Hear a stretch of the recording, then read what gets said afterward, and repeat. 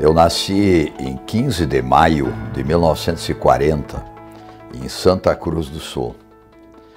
Meu pai era jogador de futebol do Santa Cruz e, na época do amadorismo, ele foi contratado para jogar em Caxias do Sul, numa formação de equipe, a exemplo do Renner, que existia na época. O Eberle, uma grande empresa de Caxias, quis fazer a mesma coisa. Então eles andaram percorrendo o estado, diversas cidades, e contrataram então meu pai para jogar no Eberle em Caxias do Sul. Então se constata assim de que eu nasci numa cidade tipicamente alemã, de origem, né? Alemã na sua formação toda, e com 1 ano e meio de idade nos mudamos para uma cidade tipicamente italiana. Então a minha formação de infância, de juventude, de colégio, de adolescência foi toda ela em Caxias do Sul, mesmo que não tenha nascido ali. Meu pai era Armindo Rodolfo Mai, e apelido Rude. Ele era um homem atlético, alto, tinha 1,85 m quase, né?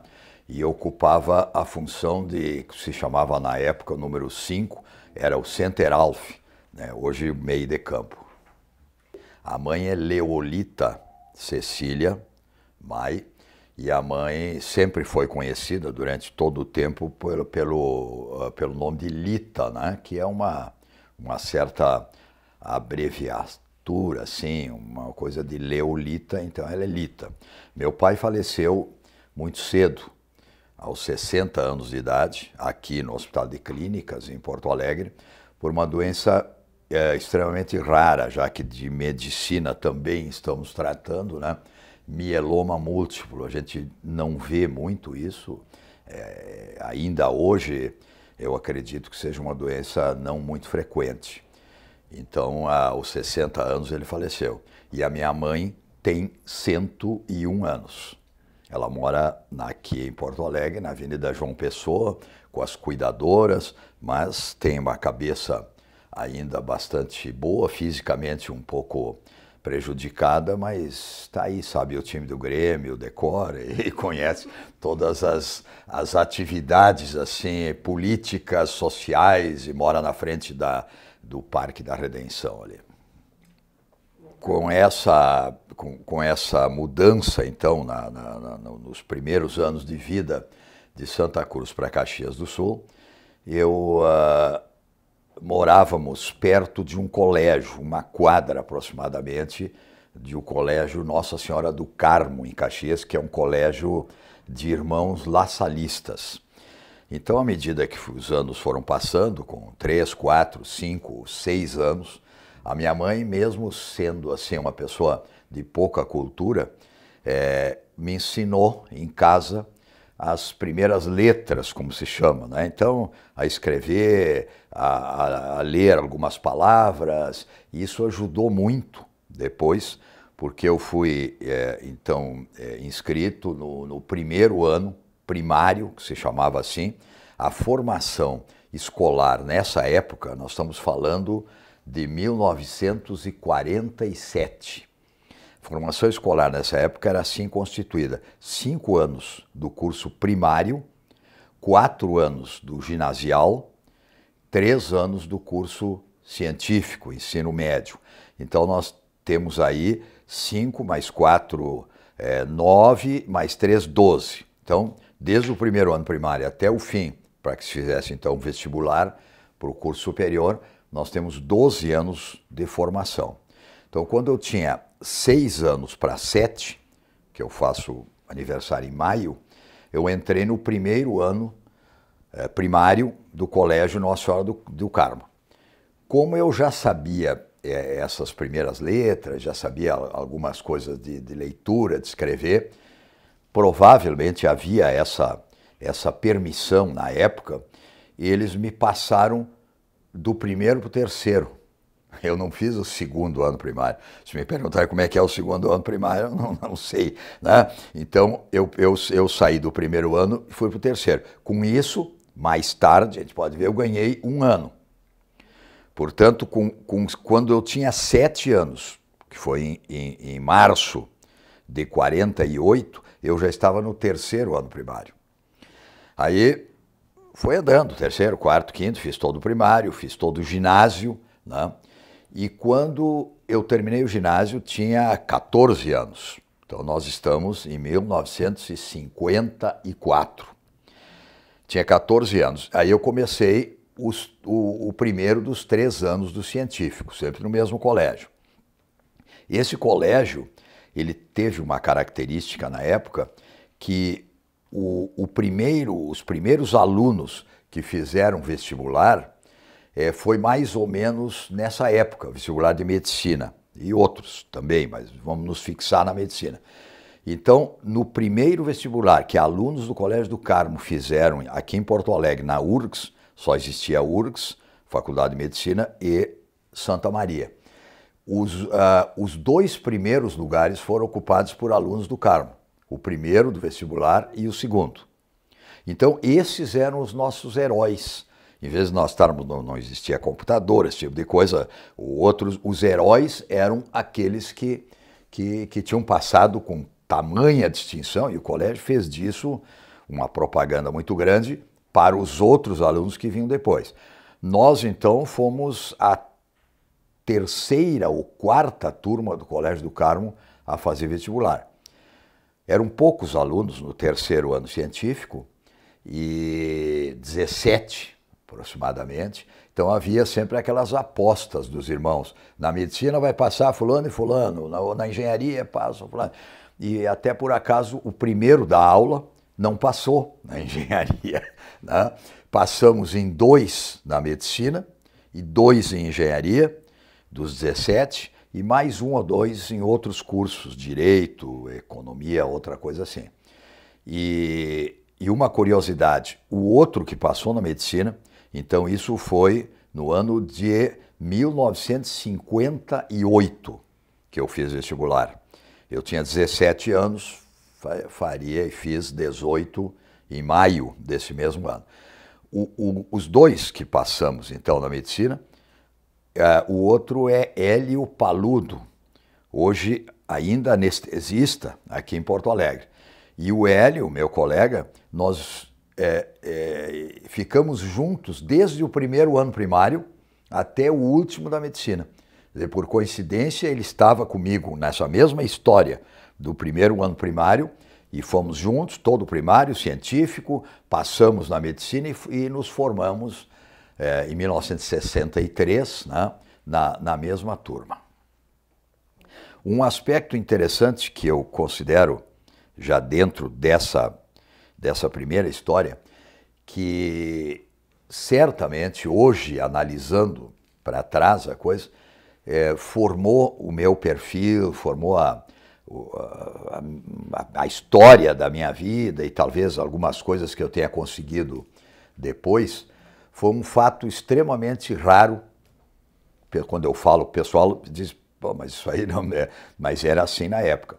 Quando eu entrei no primeiro ano científico, que tinha 14 anos para 15, os irmãos me chamaram e disseram o seguinte: nós temos te observado aí, porque eles tinham muito esse cuidado de olhar os alunos, e vimos a tua dedicação, estudo, a vontade, esse tipo de coisa, e queríamos te convidar para tu ser professor à noite no colégio de pessoas de mais idade, 25, 30 anos, que tinham deixado de frequentar a escola e que na época existia uma coisa chamada admissão ao ginásio.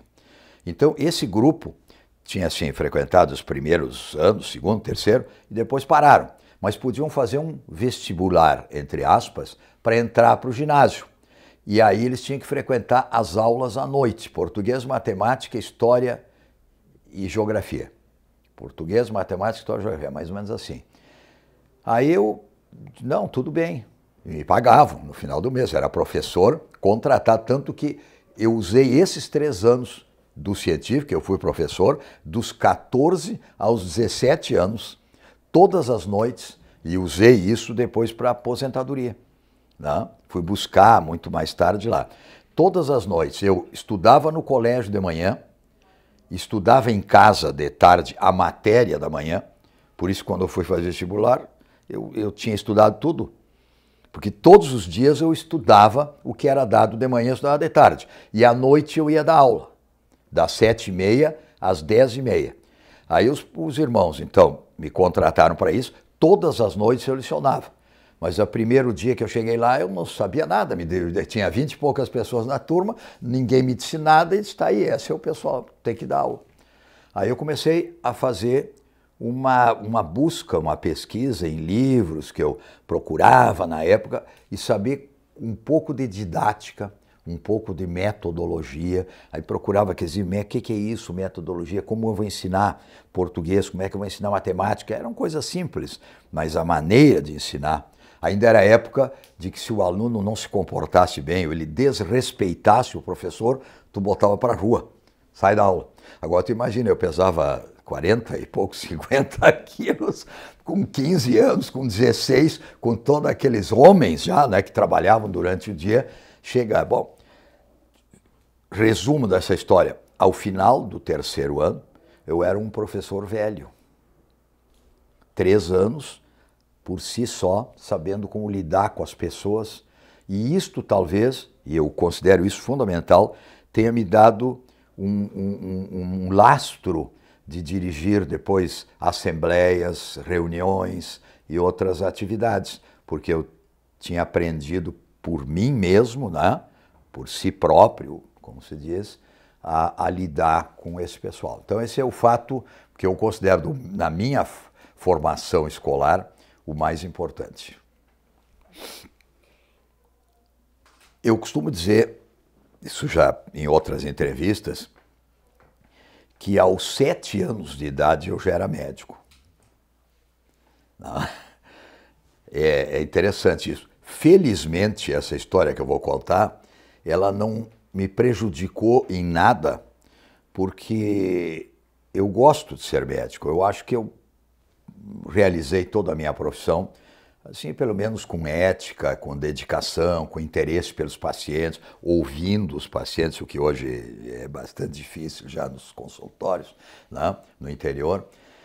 E por que eu era médico aos 7 anos?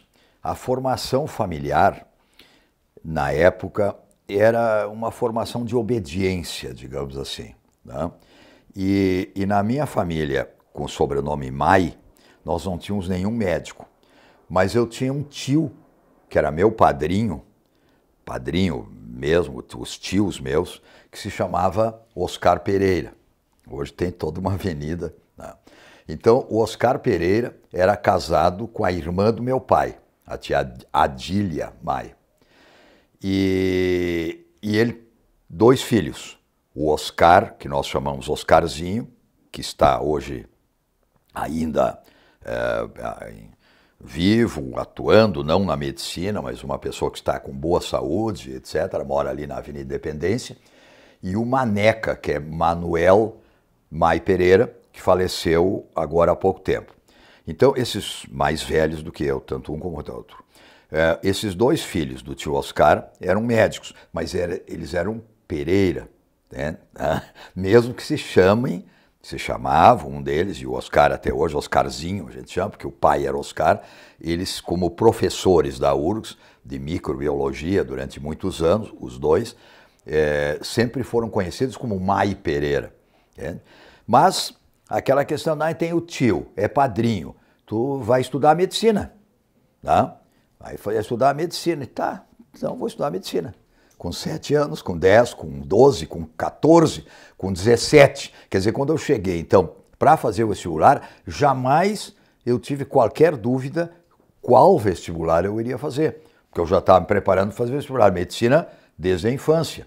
Então, no científico, nos 3 anos, eu também estudei visando o vestibular de medicina. Então, essa foi, né, poderia hoje, muitas vezes, né, porque a família indicou, a família insistiu, isso não deu certo, eu queria ser bibliotecário, eu queria ser advogado e fui obrigado a ser médico. Isso, felizmente, não aconteceu no meu caso, porque coincidiu a indicação, né, com o meu perfil, com a minha vontade, mesmo que ao lado da medicina, eu sempre tive uma outra dedicação. E talvez eu tenha estudado há mais tempo literatura do que medicina, né? Então, depois eu tive que juntar essas duas coisas, né? Mas é por isso que acabamos na Faculdade de Medicina da URGS, passei no primeiro vestibular, e aí durante os 6 anos temos outras histórias para contar daqui a pouco. Bem, então, para nos fixar assim, pelo menos ter uma ordem cronológica, né? A faculdade, primeiro ano da Faculdade de Medicina, em 1958, né? A faculdade toda funcionava na esquina da Sarmento Leite, naquela faculdade que hoje ainda está lá, que vocês conhecem, que tem aquela escadaria ali na frente. Então as aulas eram todas ali. Depois do 4º ano em diante, a gente ia para as enfermarias da Santa Casa. Então, o local era esse. O grupo nosso, 100 alunos na época, mais alguns que vinham da Bolívia, do Peru, com um convênio que existia e que eles então poderiam frequentar. Então, teríamos assim uma turma de mais ou menos 110. As aulas, nos primeiros tempos, como eu vinha do interior, Caxias do Sul, eu e o Hélio Paludo, então nós tínhamos essa amizade entre nós e aos poucos a gente foi constituindo outros grupos e foi aprendendo as malandragens da capital, né? E que lá naquela época não se tinha muito. Então no 2º ano, no 3º, nós já éramos um pouquinho já mais diferentes, já tinha crescido mais, tal. Então o que tem assim, de tantas coisas que acontecem durante 6 anos numa faculdade, eu destacaria algumas. Uma, por exemplo, seria a integração do grupo onde eu me inseri no futebol. Como meu pai era jogador, vocês já estão vendo, e depois, até aqui está cheio de chuteiras e fotos de times de futebol, etc. Eu jogo futebol há 58 anos, há 50 até hoje, né? Então, nós temos aqui na Unimed um grupo do pessoal que ainda joga, então continuamos jogando mesmo com a idade, etc., todas as semanas com eles.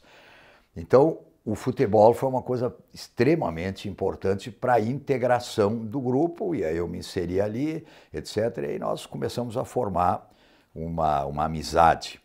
Esta associação da turma médica, chamada ATM 63, que foi o ano da formatura, ela teve durante todo o período e depois disso também uma fraternidade entre si. Todos nós, na maioria assim, do grupo, éramos amigos e somos amigos até hoje. Tá? Todos, a cada quinquênio, a cada 5 anos, desde a formatura, se faz uma festa de formatura, reunimos as pessoas do grupo, convidamos a todos e há sempre uma presença em torno de 35 pessoas, o que é um número considerável, né? Porque dos 105, 110 já morreram 32, 33. Eu tenho tudo aqui, o pessoal recorre frequentemente, os outros líderes assim, da ATM, quando precisamos contatos, etc. Então, dos que sobreviveram em torno de 70 e poucos, nós conseguimos reunir metade deles. Então, essa turma teve essa característica da união, a questão do futebol, e eu particularmente, então, quando estava com 19 anos, que seria do 2º para o 3º ano da faculdade, fui servir, também a expressão que se usava, no CPUR, na área de saúde, como já estava na faculdade, então veterinária, odonto, medicina, nós fazíamos o quartel em si, né, o alistamento militar na área de saúde. Então eu fiquei de 59 até 60 no CPUR. No CPUR continuamos jogando futebol, né? Então fazer uma coisa própria assim do grupo lá. E lá um fato talvez interessante, assim, já que é para contar também algumas histórias, nos primeiros dias do CPUR se escolhia a diretoria do Grêmio. Cada setor, assim, infantaria, artilharia, saúde, etc., tinham 6 ou 7 desses núcleos, né? O pessoal da engenharia, então, ia para um setor, os outros iam para outro, e das áreas de humanas, então, se juntavam na saúde. Aí se escolhia a diretoria do Grêmio, chamado Grêmio Oswaldo Cruz. E logo, então, vê que a malandragem de ver como é que as coisas funcionavam aqui em Porto Alegre, ela ajudou muito nisso, porque eu e 2 ou 3 amigos só, que eram jovens que vinham de lugares diferentes, né? E a gente não se conhecia lá no CPUR no começo. Nós pensamos, vamos ver se a gente consegue assumir essa diretoria, porque vai ter benesses de novo depois. Por exemplo, reuniões dançantes com as filhas dos oficiais eram convidadas, né? O futebol a gente podia organizar e botar quem quisesse no time, né? Logo nós descobrimos isso, nas primeiras semanas. Aí um dos meus amigos mais próximos, que estava comigo, chegou o major, na hora, disse, olha, nós vamos votar e eleger a diretoria. Mas a diretoria é da seguinte forma, se elege o presidente e o presidente escolhe os diretores. Diretor de esporte, diretor social, não sei o quê. Aí eu olhei para ele e tal, ele entendeu e disse, eu indico aí o aluno Mai para ser candidato a presidente, porque eu achei que ele já está na medicina, já está no segundo para terceiro ano, fez uma como se não me conhecesse. Como se não me conhecesse. Aí o outro lado, pelotão, eu indico o fulano. Né? Aí eu indico o fulano. Aí apareceram 5 candidatos. Fizeram a eleição, ficamos os 2 primeiros, eu e o outro aluno. Aí vamos fazer outra eleição. Aí nessa segunda eleição nós ganhamos. Aí, agora escolhe a diretoria. Aí disse, aquele ali escolho para diretor de esportes. Aí os caras disseram, mas tu disseste que não conhecia ele, agora ele te escolhe por primeiro, entende? Essas coisas assim Aí fizemos essa composição e foi muito interessante. Eu diria que foi muito divertido o nosso período de CPUR. Hoje, se o pessoal vai para um quartel, vai para... não sei se tem a mesma... as excursões aqui que se faziam em torno do Rio, ficava uma semana ali por aquela região da região do Jacuí, então ficava uma semana em barracas, aquilo era uma maravilha, né? O que eu particularmente vivi nesse período da faculdade em relação ao CPUR. Depois, aí ficamos lá comandando todo o Grêmio lá e a coisa do CPUR. Mas enfim, depois no 4º, 5º e 6º ano, nós fomos para Santa Casa, eu fiz concurso por Sandu, que se chamava na época assim, era Serviço de Assistência Médica Domiciliar e Urgente. As ambulâncias que tinham aqui em Porto Alegre só tinham 2 postos Sandu, um no Partenon e outro na Vila do IAPI. E tinham as vagas. As primeiras vagas podia se escolher, os que tiravam os primeiros lugares no concurso escolhiam Porto Alegre. Os outros tinham outros postos em arredores e até em cidades um pouco mais distantes. Então, felizmente, nesse concurso, nós ficamos lá dentre os primeiros e eu escolhi o posto da Vila do IAPI, na época. Então, durante o 5º e o sexto ano, 2 anos, era um contrato com carteira assinada, também valeu no futuro para aposentadoria, e com remuneração mensal. A gente auxiliava os médicos de plantão. E esse aprendizado de Sandu, indo em casa, plantões 24 horas por semana, foi, junto com o pronto-socorro, uma das maiores escolas da prática médica. Tá? Aí depois eu fiz concurso também, pronto-socorro, chamava-se interno bolsista, passei no pronto-socorro, tinha mais um plantão por semana, então nós tínhamos assim, um plantão de 24 horas no Sandu, um plantão de 24 horas no pronto-socorro, sábados, domingos, eu auxiliava o Dr. Marcos Nestrovski, excelente cirurgião, até hoje, né, já está aposentado, mas meu amigo até hoje, lá no hospital do Iapetec, na época, e hoje Presidente Vargas, ali na Independência. Então eu auxiliava a cirurgia de manhã, às 6h30 da manhã, tinha que estar lá preparando os campos para auxiliar o Dr. Marcos, fazia plantão no Sandu uma semana, fazia plantão no pronto-socorro, tinha que ir nas aulas, ia na Santa Casa, fazia plantão de 12 horas na enfermaria de obstetrícia da Santa Casa, e assim era a nossa vida no decorrer do sexto ano, quinto e sexto ano. No segundo semestre do sexto ano, eu fiz uma residência, entre aspas, digamos, que era um internato, que se chamava isso, no Hospital Ernesto Dornelles, então, de cirurgia. Nós não tínhamos aqui muita disponibilidade ou nem cursos de residência. Só que com essa formação, vocês podem imaginar, na Santa Casa, para mim, da parte clínica, referência fundamental, toda a parte clínica durante o terceiro, quarto, quinto e sexto ano na Santa Casa, eu fiz na enfermaria 2, com o Dr. Oli Lobato e César Costa. Essas duas figuras assim da medicina do Rio Grande do Sul são figuras proeminentes, são figuras de médicos integrais, assim, de médicos por excelência, né? E eu sempre fiz minha formação com esses dois, amigos até hoje.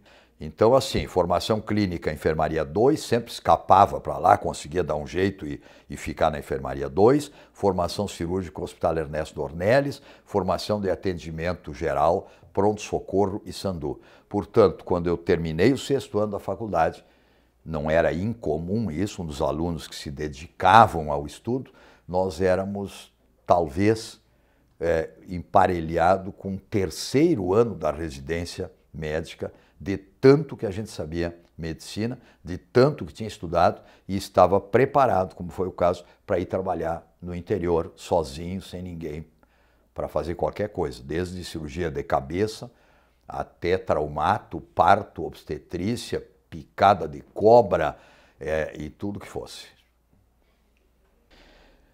Não muita como estudante, né? Não muita. Eu sempre frequentei o Centro Acadêmico Sarmento Leite, né?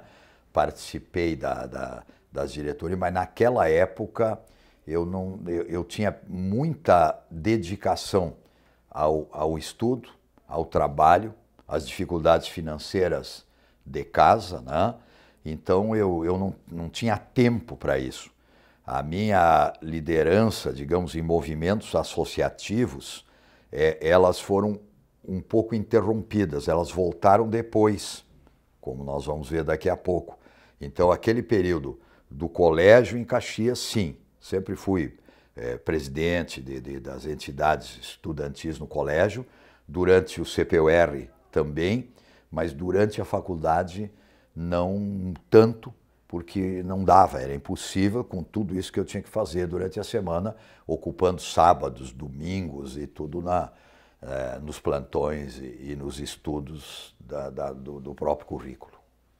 Bom, aí então eu saí da faculdade em 1963, em dezembro, dia 6 de dezembro nós ficamos formados, e aí eu tive um convite muito insistente na enfermaria de cirurgia para fazer anestesiologia por um mestre, né, e também outro nome de referência na história da medicina e da anestesiologia do Rio Grande do Sul, chamado Dr. Lafayette de Freitas Brandão. O Dr. Lafayette, mesmo com a sua trágica vida posterior, né, com diversos acontecimentos que a vida lhe trouxe depois, naquele período, ele era um líder, ele era uma pessoa assim que sabia como lidar e como tratar das organizações, das disciplinas, dos setores. E o Lafayette me convidou insistentemente para que eu ficasse em Porto Alegre fazendo anestesia, isso no tempo da enfermaria de cirurgia da Santa Casa, onde também nós estávamos inseridos, além do Ernesto Ornelis.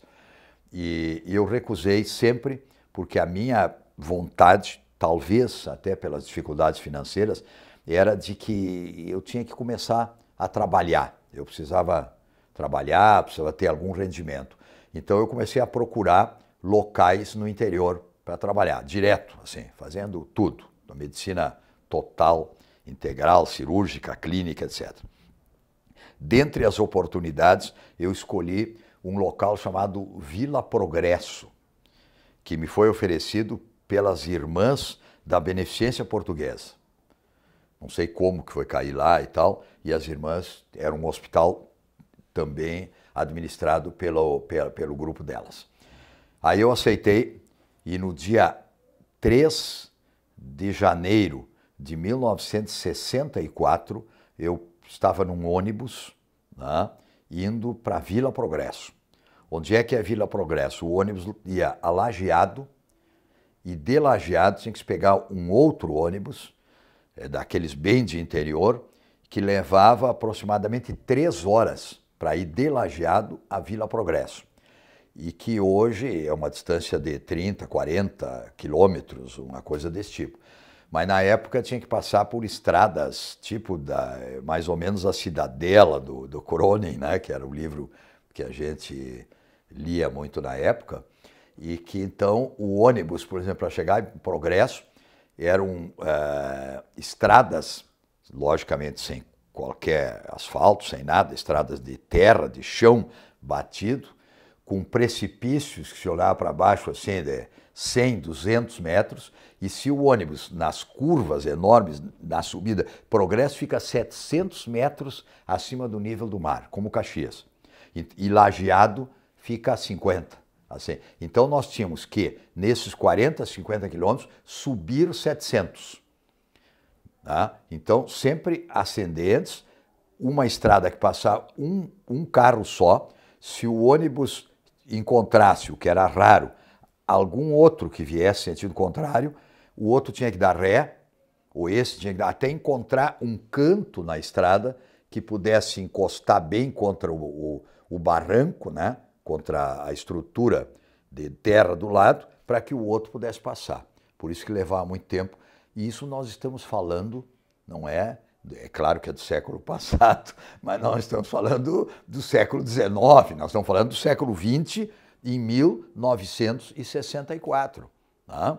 Então eu cheguei nesse hospital em Vila Progresso, tinha uma casa, né, que era para o médico, que a gente ocupava aquela casa nos fundos do hospital, e no dia 4 de janeiro, então eu estava no hospital com um avental, com as irmãs me instruindo, aqui é o seu consultório, aqui é a sala de cirurgia, ali tem dentro da precariedade, sem raio-x, sem exame de laboratórios, sem nada. O médico mais próximo ficava em Boqueirão do Leão, Dr. Anuar A.S., filho dele, Flávio, já faleceu, tem impressão, né?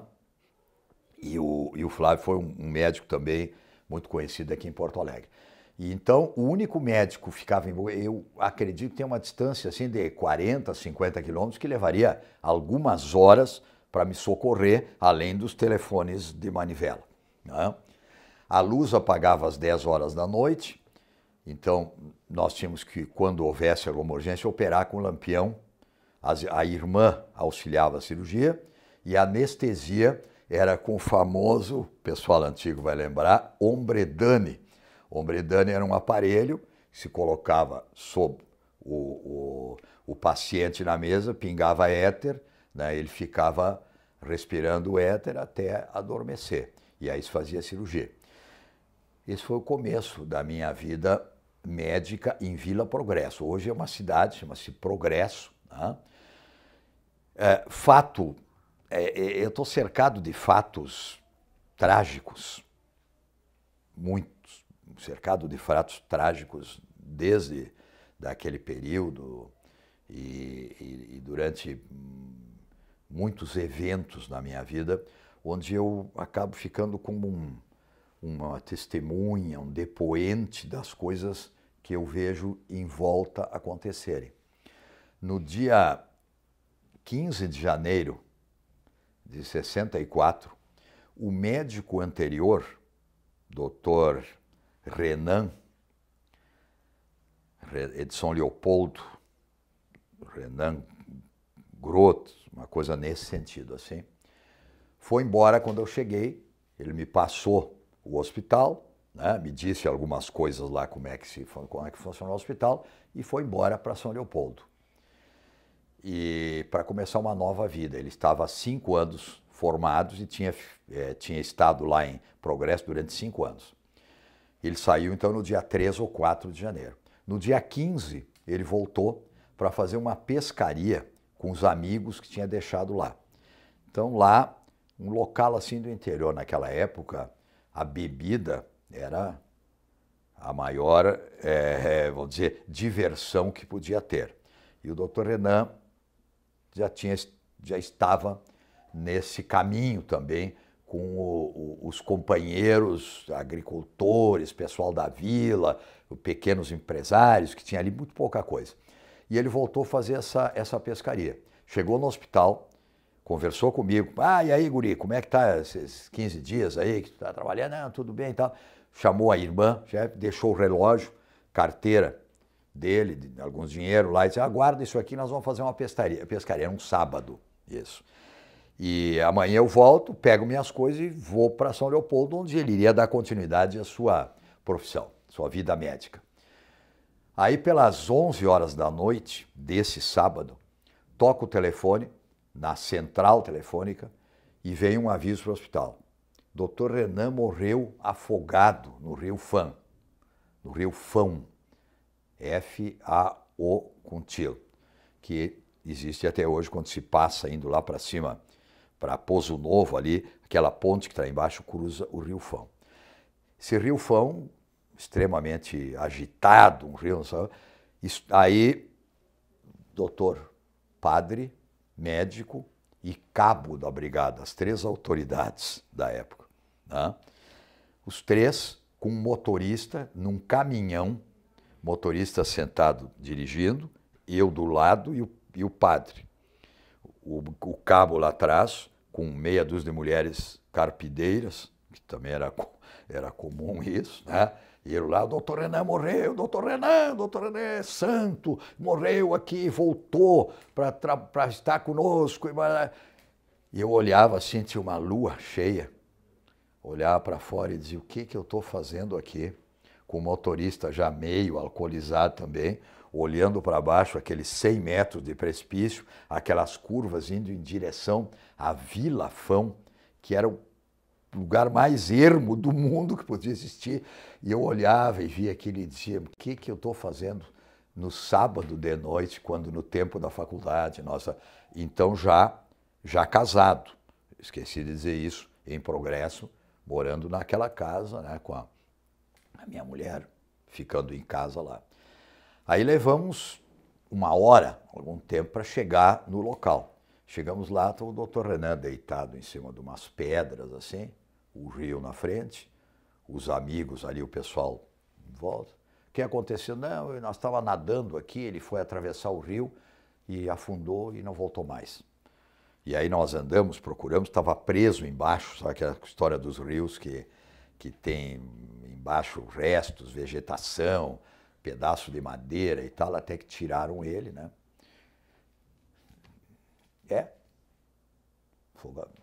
Fazer o quê? Tem necrópsia, não tem outra Então, apenas aquele conhecimento que a gente tinha, né, de ver se havia engolido muita água, barriga, os sinais, aquele tipo de coisa. Boto o doutor Renan no caminhão atrás, as mulheres, Maria cheia de graça, senhora convosco, Santa Maria, Mãe de Deus e tal, e outros troços lá atrás, e voltamos para o hospital. Aí tinha que avisar a família, já era madrugada do domingo, né? Avisa a família, faz os contatos, que era difícil de fazer isso. Então, foi um período de progresso. Uma história, talvez, uma das mais candentes, assim. Fiquei em progresso durante 1 ano. Então, nós estamos em 1965. Em progresso, eu fui para Marques de Souza.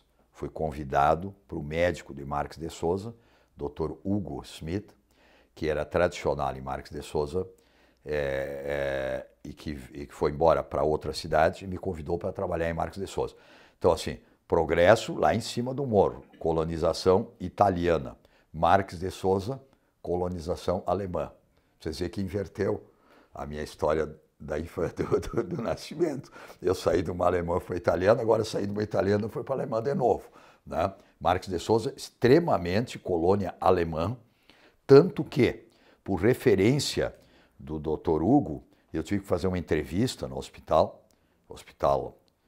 da comunidade lá, e era mais importante para a diretoria do hospital que eu soubesse falar alemão do que se eu soubesse medicina. Claro que o Hugo disse, tem um rapaz aí que já está 1 ano, faz tudo lá, tinha uma referência dele, mas o pastor que estava junto na diretoria do hospital, a pergunta mais importante é se tivesse falar alemão. E eu disse, não, eu não sei falar alemão, a minha família é de origem alemã, eles falam em casa, mas eu não aprendi, foi naquele período da guerra, e em Santa Cruz do Sul era proibido, ficavam cuidando dos rádios lá, as famílias falassem alemão, eu não aprendi. Mas eu tenho a entonação do alemão e posso aprender a falar alemão. Mais uma coisa. Aí o pastor me dava aulas. Todos os dias ele vinha lá no consultório e me dava aulas. O pastor tinha uma voz grave, assim, chamava-se Berthold Engelhardt. Aí o pastor fazia as prédicas e tal, e dava as aulas em alemão. Mas mesmo assim, eu aprendi o comum do consultório, né? E o alemão da colônia. Então, sempre tinha alguém do meu lado, uma auxiliar de enfermagem, alguém que ficava ao lado para me socorrer quando eu não entendia o que o paciente queria dizer. Neste período, e fiquei 2 anos em Marques Souza. Então, eu vim Progresso, Marques Souza, Lajeado. Então, nós vamos chegar daqui a pouco no ano de 1967, quando então eu comecei a trabalhar em Lajeado. Aí já começa uma outra história.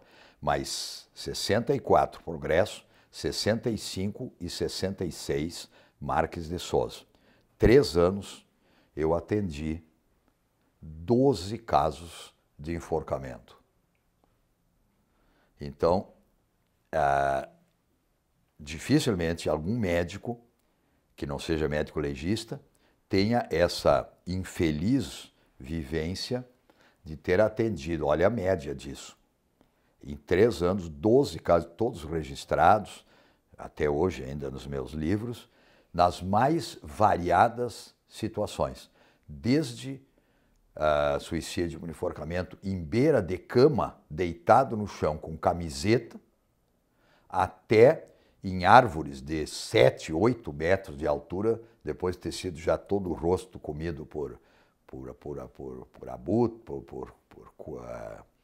abutres, tem outro nome aqui no sul, né, que se dá a esse tipo de pássaro, já sem olhos, sem nariz, sem nada. Então, essa característica assim, daquela região me fez estudar um pouco essa área, porque na época não tinha medicamentos adequados para depressão, que era uma das causas, né, do suicídio, de maneira geral. entre outras, né? Mas, então, essa é uma vivência além de crimes. Crimes, assim, o que eu sempre faço referência é uma noite, uma madrugada, e nós somos chamados, tendo que ir de jipe para o local no interior de Vila Progresso. O jipe não entrava nem no local, depois tinha que descer a pé uma rampa, meio sentado no chão, onde um pai, né, tinha matado durante a madrugada as 3 crianças com um facão, uma crise psicótica, a mãe isolados no meio do mato lá, não tinha ninguém perto, teve uma crise psicótica, sem luz, sem nada, logicamente. A mãe pegou a criança pequena de colo, saiu apalpando, correndo dentro de casa, foi se esconder. E as outras crianças que ficaram, ele matou. Então nós encontramos de manhã os pedaços espalhados dentro da casa. A casa era tão miserável e tão humilde, que não era incomum na época, que eles dormiam sobre palhas. Então as palhas eram juntadas durante a noite num canto da sala, dormiam ali e durante o dia varriam as palhas e levavam para outro canto para poder usar, fazer comida e trabalhar nas pedras semi-preciosas, que é muito comum lá, na busca desse tipo de atividade. E ele teve uma crise psicótica, então o médico, o padre e a autoridade da brigada, chegando lá, encontramos esse ambiente. E eu digo, o homem fugiu por meio do mato, por um caminho que tinha lá com o seu facão. Uma hora depois, começa a vir trazer vizinhos, etc. Juntaram lá as crianças, botaram isso numa mesa, eu orientei um pouco, faz isso, faz aquilo. Aí o cabo da brigada diz assim, era perto do meio-dia, eu tenho que buscar reforços, mas não tem em Progresso, tem que vir de Lajeado. Fizeram uma comunicação, se os reforços estão vindo, nós temos que caçar o homem agora. E aí ele disse, mas eu tenho que voltar para Progresso. Em vez de eu ir junto com ele, e nós aí, o homem foi embora com o jipe e nós ficamos lá, eu e o padre, e meia dúzia de colonos em volta. Ficamos na casa e eles foram embora. Passado uma hora e pouco, eu me lembro que eu estava dentro da casa, ela ficava num precipício e só tinha uma saída na frente. Eu ouço um grito lá fora, que eu ouço até hoje, que diz assim, aí vem ele! Aí eu saio da casa, paro na porta, olho para o lado esquerdo, não tinha mais ninguém, só chinelos, pedaços de chinelo, troço, e sumiu tudo no meio do mato lá para cima. Olho para a direita, tinha um homem de cor forte, parado, né, com um facão na mão, a uns 10 metros mais ou menos de distância. Vale toda a experiência do tempo de professor, de CPUR, de Sandu, de pronto-socorro, uma vida já para trás, mesmo que na época eu tivesse 23, 24 anos. Eu olho aquele lado, olho para cá e ele parado, catatônico, como se diz, com o facão assim para baixo. Aí eu começo a caminhar virado para ele, de frente para ele, mas caminhando de costas em direção a essa saída. Aí eu ouço alguém dizer assim, doutor, entra aqui. No meio do atinho, os colonos estavam tudo reunidos ali. Aí eu entrei e ele parado. E eu digo, e agora, o que nós vamos fazer?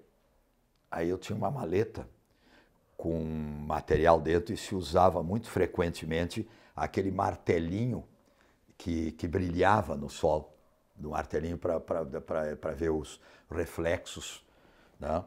Aí eu peguei aquele martelinho, são coisas que a gente não sabe como é que faz, não tem nada de heroísmo, não tem nada de nada, é um momento da vida. Peguei aquela martelinha, apontei para ele, de lá, ô desgraçado, nós vamos te matar, desgraçado, te deita, vamos te matar, a hora que eu vou atirar. E os colonos gritavam junto, vou atirar, e todo mundo gritava.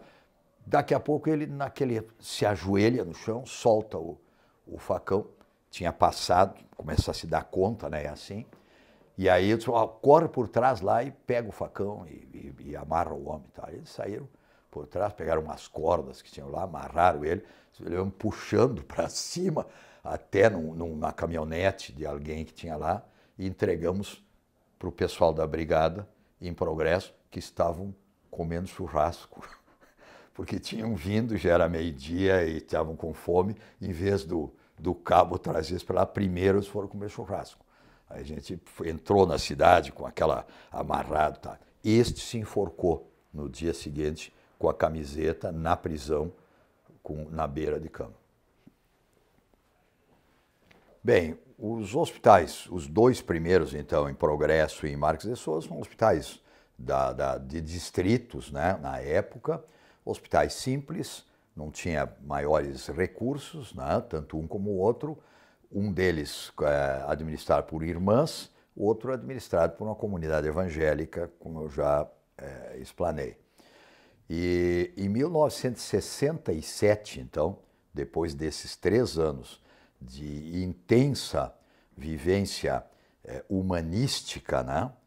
Vendo os problemas das comunidades, das pessoas, os relacionamentos, a psicologia, uma coisa que me prendeu muito e prende até hoje, né?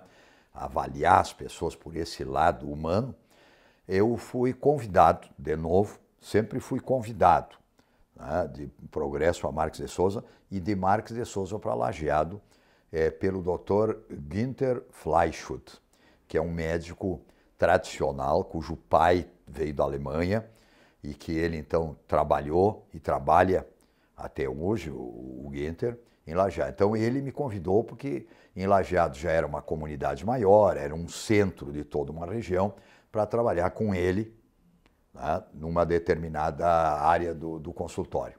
Aí eu saí de Marques de Souza e em janeiro de 1967, já com a família, já com 2 filhos, então nós nos mudamos para Lajeado.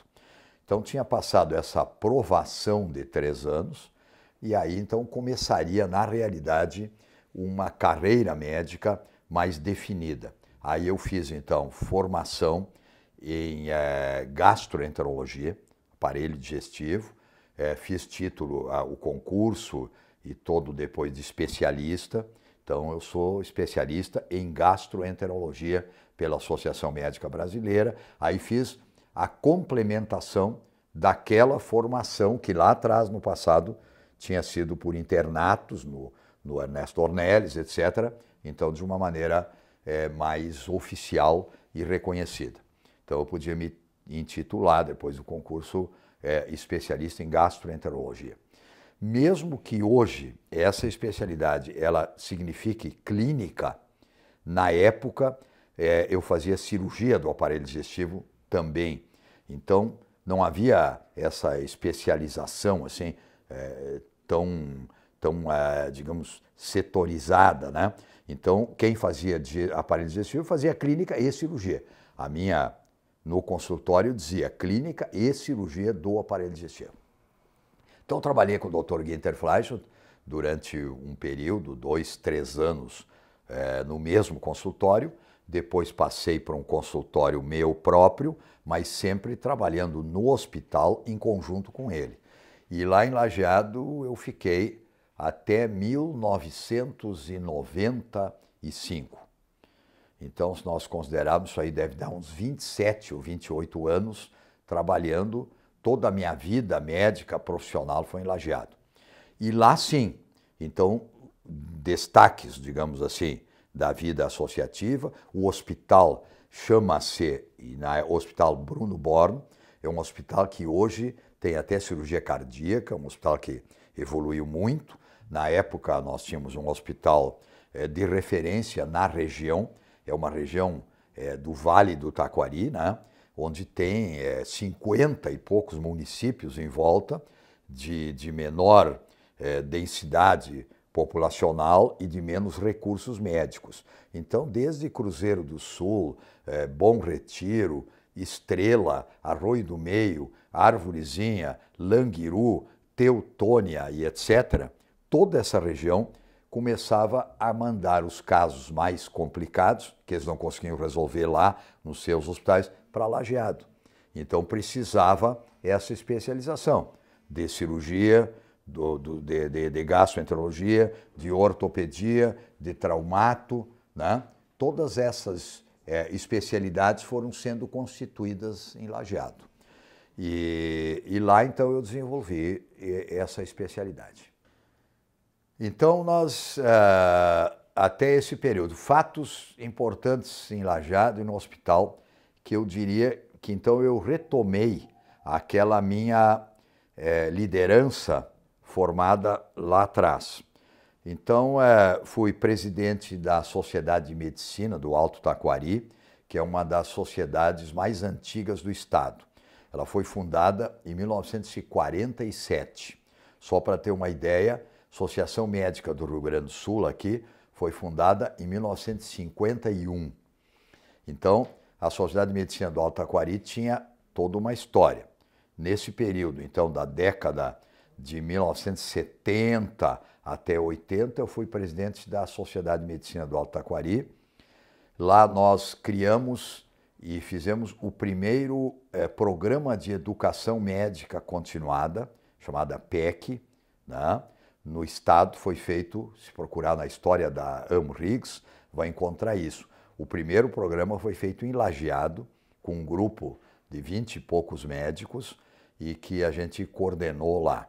Depois eu passei para o grupo dos professores e participei junto com eles no programa Educação Médica em Bento Gonçalves, em Vacaria e outros locais. Eu participei naquele período, década de 80, 90, do grupo que fez o primeiro exame AMRIGS. Hoje chama-se exame da AMB, que foi a AMB, vamos dizer, absorveu esse exame. É um exame que mostra a condição do médico e hoje, me parece, ele é exigido até para as residências. Então, esse programa também houve a minha participação naquelas décadas. Fundamos, aí entramos então nessa outra área, uma das primeiras Unimedes do estado do Rio Grande do Sul. Essa Unimed foi fundada em novembro de 1971. Então, no ano de 1971, foram criadas 4 Unimedes aqui no estado: Erechim, Ijuí, Lajeado e Porto Alegre, nessa ordem. Então, todas essas 4 tiveram seu registro como cooperativa médica de outubro a dezembro de 1971. Então, a formação dessas primeiras Unimedes foi uma coisa assim inédita, nova, ninguém sabia para que servia essa tal de cooperativa médica, né? Cujo exemplo vinha de Santos, cuja primeira Unimed foi em 1967. Então, nós aqui no estado, 4 anos depois. E a partir daí, a Unimed chama-se Unimed Vales do Taquari e Rio Pardo, porque ela absorveu todos aqueles municípios e também a região de Rio Pardo, que tem a sua sede principal em Santa Cruz do Sul.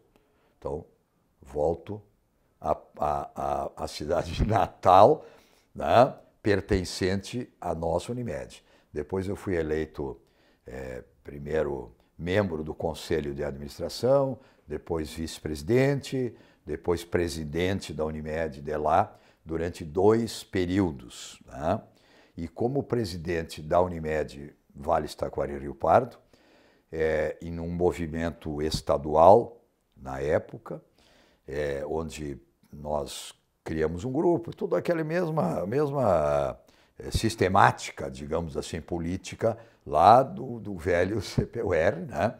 Criamos um grupo, achamos que nós tínhamos condições, esse grupo, de assumir a federação, que é onde nós estamos aqui abrigados agora, que é o órgão político institucional das Unimedes do estado. É uma cooperativa de 2º grau. Então, nós participamos de uma primeira eleição, não tivemos êxito, depois participamos de uma segunda eleição, então eu fui eleito presidente da federação. E aquele mesmo grupo da diretoria, né, que depois, no decorrer dos anos, alguns já faleceram, outros mudaram de atividade, e então a Unimed, aqui a federação, foi crescendo, e temos hoje o que vocês conhecem aí em termos de órgão federativo no estado do Rio Grande do Sul. Então essa, vamos dizer assim, foi o primeiro momento de aproximação, voltando ao Lajeado, que eu tive com o cooperativismo médico. E lá nós formamos assim aquele grupo de médicos voltados para a doutrina cooperativa, que existe até hoje, com presidências subsequentes, diretorias subsequentes, e hoje a Unimed Vales Taquari Rio Pardo é uma das mais conceituadas no Brasil. Quando se fala nesta Unimed, que tem sede em Lajeado, há uma referência positiva até na Agência Nacional de Saúde, né? Porque eles conseguiram melhorar cada vez mais, levar adiante, aperfeiçoar, botar técnicas modernas da tecnologia atual, etc. E hoje é uma Unimed de referência assim, em todo o Brasil. Eu fiz concurso público, né, para o INAMPS, que se chamava assim na época, e quando estava em Lajeado, em torno de 1967, 68. O concurso era feito por regiões. Então a gente fazia o concurso ou para médico clínico ou para outros setores dentro do INAMPS. Eu nunca mais fiquei sabendo se ainda existiam depois ou se existem. Acho que não. Eu tenho a impressão que esse foi um dos últimos concursos feitos no Brasil em termos de serviço público, de público federal. Talvez tenha outros tipos de concurso, mas nunca mais tive nenhuma notícia a respeito com esse formato. Então, nós fizemos o concurso abrangendo toda uma região nordeste, alguma coisa assim, que o concurso era feito em Caxias do Sul. Então, tinham médicos de todas aquelas áreas de Caxias e arredores, Bento, Garibaldi, Farroupilha, e toda a região do Alto Taquari fazia concurso em Caxias. Aí eu fiz esse concurso para médico clínico.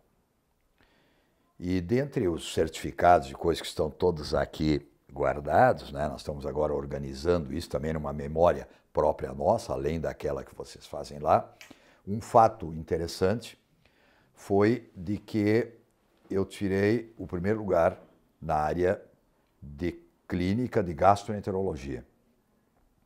E só tinha uma vaga em Lajeado e uma vaga em Caxias. Né? Uma coisa desse tipo. E mais 2 ou 3 vagas em outros locais, eu não me lembro bem exatamente. Mas o fato interessante de que quem tirou o segundo lugar, não estou me lembrando do nome dele, era de Caxias. E ele então me ligou e perguntando o seguinte: vem cá, tu não está pretendendo vir para Caxias, né? Trabalhar aqui em Caxias, né? Porque tinha essa preferência, assim como foi antigamente no Sandu.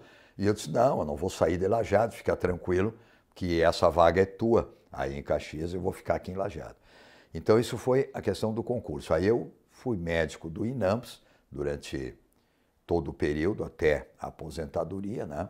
Trabalhei na agência do INSS, em Lajeado, onde nós atendíamos todos os dias, durante um horário, um período, que cada um tinha lá o seu horário, os clientes, então, do INAMPS, hoje SUS, pode-se dizer. Porque o INAMPS foi apenas uma transformação do que no passado. Se vocês observam, eu tenho livros aqui sobre isso, etc. Isso é uma história muito interessante da medicina pública brasileira. No passado existiam os institutos de aposentadoria e pensão dos industriários, dos comerciários, dos bancários, dos marítimos, dos empregados em transporte de carga. Então era IAPI, IAPC, IAPB, IAPM e IAPTEC. Mais ou menos esses, porque são os que eu me recordo. Cada um, na sua origem de trabalho, estava ligado a algum instituto. Mas, na realidade, eram, como o nome dizia, institutos de aposentadoria e pensão. Então, saúde, atendimento médico, era com o resquício, o resto das verbas que sobravam para essas finalidades precípuas, que dava assistência médica. E os médicos eram escolhidos por amizade, por acaso nas cidades.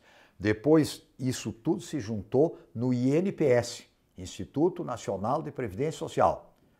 Depois, o INPS foi transformado em INAMPS. Pela primeira vez, então, na história dos institutos, aparece a palavra assistência médica. Instituto Nacional de Assistência Médica e Previdência Social, INAMPS. Antes nunca tinha isso. Aí sim começaram as verbas específicas. E nessa altura que eu entrei, então, nesse concurso. Aí trabalhei até me aposentar, com características completamente diferentes de hoje, né? Porque nós tínhamos um local fixo, atendia aquela região toda, tinha as fichas, consultas, atendia 12 consultas por dia, diversos médicos que tinham sido aprovados ou credenciados depois em consultórios um ao lado do outro, tipo ambulatórios, funcionava muito melhor do que hoje. Isso é um assunto que nós nos dedicamos assim há muitas décadas a esse respeito, e é um assunto extremamente difícil, complicado de resumir, né? E precisaria quase uma palestra inteira sobre esse assunto. Então eu vou tentar dar algumas pinceladas assim sobre essa história. É claro que nós não podemos comparar o INAMPS e os atendimentos dos ex-institutos de aposentadoria e pensão com o que existe hoje, porque a massa de usuários é completamente diferente. Né? Então é muito fácil dizer, não, funcionava melhor, tinha tal, como eu falei há pouco, nos ambulatórios, claro que funcionava melhor, mas era um acesso muito menor do que tem hoje. E onde foi o ponto fundamental que isso trouxe uma massa, um contingente muito grande? Foi quando foi aberto para o FUNRural, que existia na época, os rurícolas que não tinham contribuído. Imagina a massa aqui no Rio Grande do Sul, no Brasil, principalmente, né? de pessoas, trabalhadores rurais, que se somaram ao contingente com direito de acesso à assistência médica. Então, esse momento que não foi bem estruturado depois, e a falta de verbas, verba, por definição, é fixa. Quando diz verba, tu sabe qual é o valor, ela não é elástica, ela é fixa. A partir daí é que começou essa grande dificuldade, está num livro meu, chamado Pelos Descaminhos, né, da Medicina Assistencial Brasileira. E aí a gente pode observar bem toda essa história. E à medida depois que foi,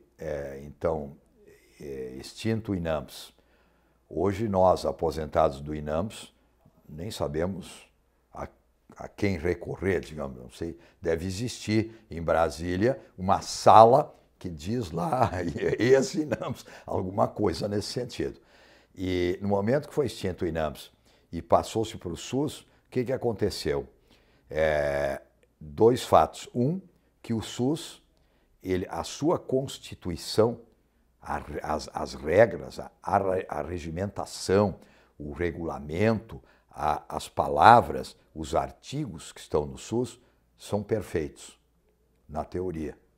Tudo que está lá é maravilhoso, né? Só que não funciona na prática, porque não tem recursos para fazer tudo aquilo que tem lá. Um fato que se observa, todo mundo que conhece essa estrutura diz isso. Né? É impossível ser aplicado na prática. A tal de municipalização, que se tornou em prefeiturização, as verbas são usadas da maneira não muito adequada. Quer dizer, isso aí tudo, se funcionasse como está ali, que fosse um país sério, né, que fosse um país que tivesse uma cultura de ética e de dignidade, né, que é o que se vê cada vez mais que não tem, por parte principalmente dos representantes públicos, o SUS seria perfeito. Não é, porque não é possível funcionar como está escrito ali na prática por diversos motivos que caberia numa outra palestra. Segundo aspecto é de que com essa massa toda que tem aí, por essa quantidade imensa, pela questão de que se dá preferência à hospitalização, que é apenas uma terceira via, tinha que se dar preferência à porta de entrada, aos ambulatórios, aos atendimentos. 80%, 70% não precisariam hospital, se nós tivéssemos adequados postos de saúde. Se nós tivéssemos essa porta de entrada bem feita, bem adequada, os pacientes, os clientes iam para casa depois do primeiro atendimento, né? Bem, então nós estamos em 1995, quando a Unimed de Lajeado já estava com algumas décadas de funcionamento e eu já não era mais presidente lá daquela Unimed Singular, mas sim da federação. Então, no consultório em Lajeado, eu exerci minha atividade profissional atendendo gastroenterologia e fazendo cirurgia do aparelho digestivo até essa data.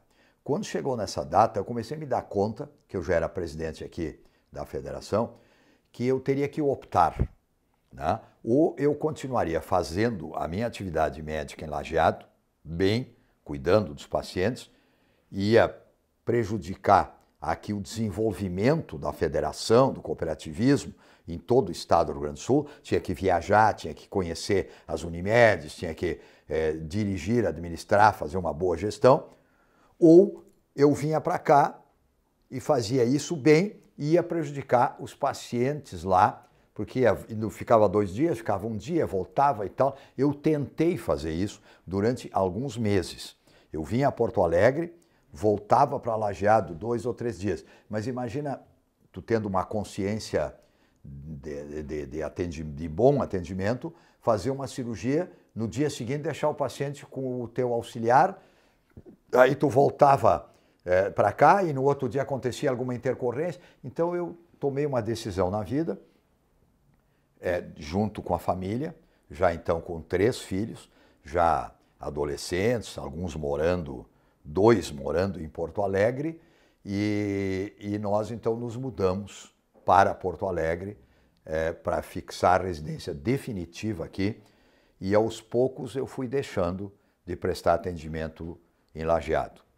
Então, vim morar em Porto Alegre, no bairro Menino Deus, e comecei a exercer no Hospital Mãe de Deus, no qual eu sou credenciado ainda até hoje. Na época, tinham consultórios no Hospital Mãe de Deus e a gente podia atender 2 vezes por semana. Eu comecei a atender lá no meu setor de aparelho digestivo, não fiz mais cirurgia, que é uma coisa mais complicada de dar atendimento aos pacientes. E lá pelo ano 2000, 2002, então deixei de atender também o consultório e passei a me dedicar nos últimos 12 anos, mais ou menos, né, somente à atividade administrativa de gestão da cooperativa, da Unimed. Então, nesses últimos 12 anos, assim, praticamente a minha casa é aqui na federação. Depois disso, eu fui eleito, agora nos últimos 2 a 3 anos, presidente da Unimed Participações, que é uma holding do sistema Unimed, que é a controladora da seguradora Unimed, e a sede é em São Paulo. Então, eu trabalho aqui na federação toda semana, 1 dia por semana eu vou para São Paulo, tenho que viajar todas as semanas para lá, tenho uma equipe muito bem estruturada, fazemos as reuniões em São Paulo, né? Além disso, eu tenho que viajar nos simpósios, eu tenho que representar as participações no Nordeste do país, no Sul, no Norte, no Oeste, em tudo que é lugar. Então eu viajo muito. Semana passada eu estive 3 dias no Rio de Janeiro, porque havia uma reunião daquela região. Na semana anterior eu estive 2 dias em São Paulo, porque havia um simpósio da Unimed do estado de São Paulo. Então a minha vida é dedicada exclusivamente agora ao sistema Unimed, aqui no estado, e com essa função que eu exerço transitoriamente, né, em nível nacional. Então esse é o meu mundo atual de desenvolvimento dentro do cooperativismo, né? Eu poderia ter sido presidente da Unimed do Brasil, que é a confederação nacional, já há 8 anos, e eu desisti. Expliquei lá para eles, para os outros candidatos, tal, que abri a mão dessa pretensão. Teria sido vamos dizer assim, uma carreira, né? Fui criador de uma Unimed, presidente do Unimed Singular, presidente da federação e presidente da Unimed do Brasil. Mas aí entra uma questão pessoal, e eu acho que tem coisas mais importantes na vida, que dizem respeito à sua tranquilidade. Eu também já tenho uma certa idade, né? Como a gente costuma dizer, brincando aqui, o pessoal pega, mas como tu joga futebol ainda até hoje? Né? E outra coisa, daí são coisas pessoais. E eu achei que era melhor ficar aqui.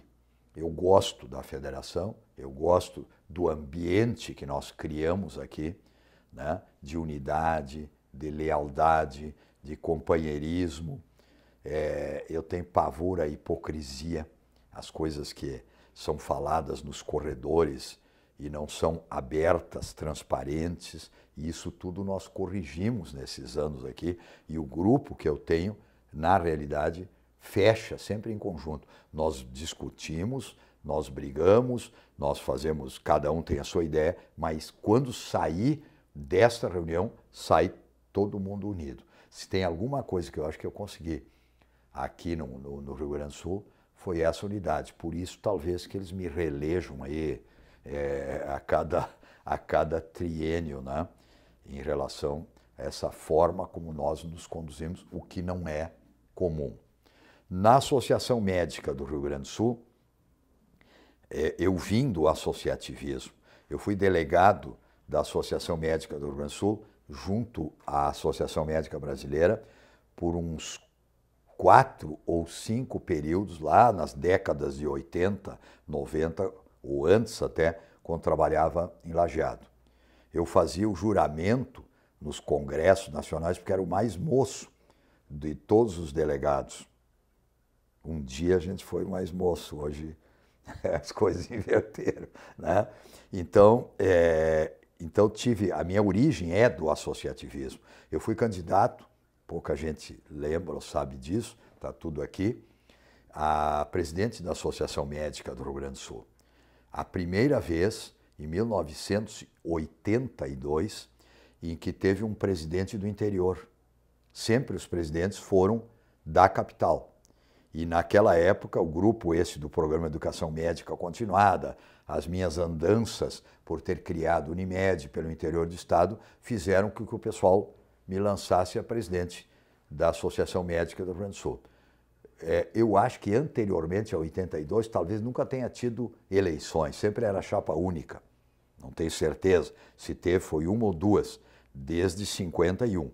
Aí então nós fizemos uma campanha em todo o estado, veja a importância da Associação Médica, que votaram 3.300 médicos na época, na década de 80, e o resultado das eleições foi mais ou menos assim, 1.800 para a chapa que venceu a eleição, que era a chapa aqui da capital, com o professor Marrone, também uma pessoa digna, foi candidato a presidente, era anestesiologista, professor da Faculdade de Medicina, e a nossa chapa fez em torno de 1.500 votos.